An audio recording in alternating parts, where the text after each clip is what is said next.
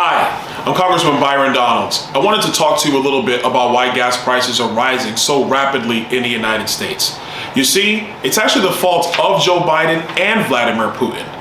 Joe Biden, when he first came into office, he canceled the Keystone XL pipeline. Everybody knows about that. But what most people don't know is that they have unleashed the largest regulatory burden on oil and natural gas production in the United States. There's never been this many regulations unleashed on an industry by an American president ever.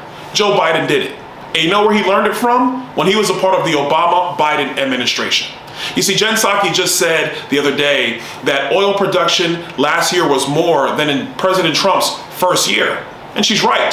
The reason why it was so much more now than it was then is because Donald Trump had to unwind all of the regulatory burdens put in place by the Obama-Biden administration.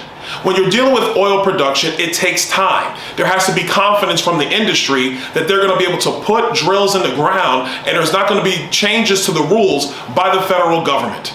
Joe Biden comes in one day, what do we see? Massive regulation, which has actually led to oil companies not using all of the land that they have because they're afraid of more regulatory burdens. What's an example? There's something called ESG policy. This is something that Treasury wants, the SEC wants. Democrats passed it in the House of Representatives earlier last year.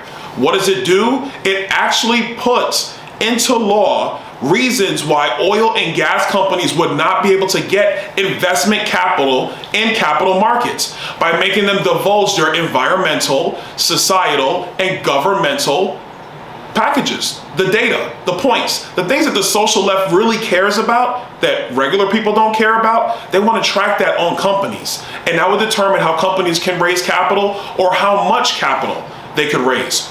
All of this puts downward pressure on our energy companies producing here in the United States. Couple that with the fact that Joe Biden is not unleashing his regulatory burden. He's going to Venezuela.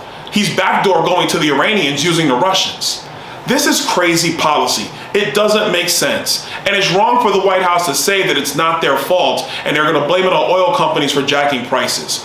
The reality is this, and everybody basically knows this. Massive regulation leads to higher prices. And also when you have instability in Ukraine caused by Vladimir Putin directly, but also caused by inaction from Joe Biden and weakness from Joe Biden indirectly, you have a recipe for $7 gas in California and $4.30 gas in Florida.